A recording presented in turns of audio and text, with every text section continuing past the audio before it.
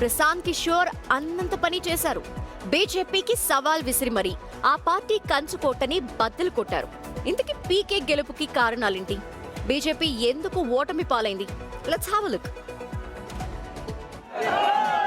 Political strategist Prashant Kishor బీజేపీకి గట్టి shock ఇచ్చారు. బంకీపూర్ లో దాదాపు 30 ఏళ్ల బీజేపీ విజయ ప్రస్థానానికి ఒక్క ఉప ఎన్నికతో చెక్ పెట్టేశారు జన్ సూరజ్ పార్టీ చీఫ్. సమీప బీజేపీ ప్రత్యర్థి నీరజ్ కుమార్ పై 19,000 పైచిలుకు మెజారిటీతో సూపర్ విక్టరీ సాధించారు. పీకేకు మొత్తం 63,000 పైచిలుకు ఓట్లు పోలయ్యాయి. మొత్తం 32 రౌండ్లలో మొదటి నుంచే పీకే లీడ్ చూపించారు.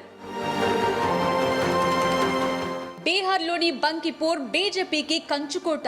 నవీన్ కిషోర్ ప్రసాద్ సిన్హా మరణానంతరం ఆయన కుమారుడు నితిన్ నవీన్ బరిలోకి దిగి బీజేపీకి ఈ నియోజకవర్గాన్ని తిరుగులేని స్థానంగా మార్చారు. వరుసగా 5 సార్లు ఈ నియోజకవర్గం నుంచే ఘన విజయం సాధించారు నితిన్.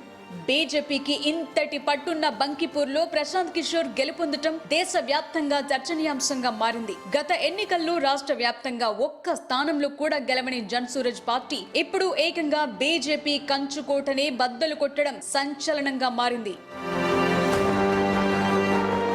బీహార్ అంతటా చేసిన పాదయాత్ర పీకేపై ప్రజల్లో మంచి ఇమేజ్ తెచ్చిపెట్టింది. కులమత రాజకీయాలు మాట్లాడకుండా విద్య, ఉద్యోగాలు, బీహార్ నుంచి వలసల నివారణ వంటి అంశాలపై మాట్లాడటం యువతలో చర్చకు దారితీసింది. బంకిపూర్ పూర్తిగా నగర నియోజకవర్గం కావడంతో మార్పును కోరుకునే ఓటర్లు పీకే వైపు మొగ్గు చూపారని చెప్పొచ్చు. ఓటింగ్ శాతం బాగా తగ్గిన తటస్థ ఓటర్లను బూత్ల వరకు తీసుకురావడంలో ప్రశాంత్ కిషోర్ నెట్వర్క్ సఫలమైందని పీకే గెలుపు చూస్తే అర్థమవుతోంది.